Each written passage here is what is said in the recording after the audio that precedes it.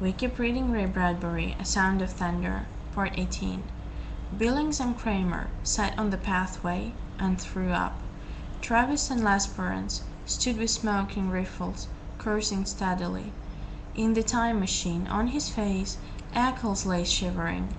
He had found his way back to the path, climbed into the machine. Travis came walking, glanced at Eccles, took cotton gauze from a metal box, and returned to the others, who were sitting on the path. "Clean up." They wiped the blood from their helmets. They began to curse too. The monster lay, a hill of solid flesh.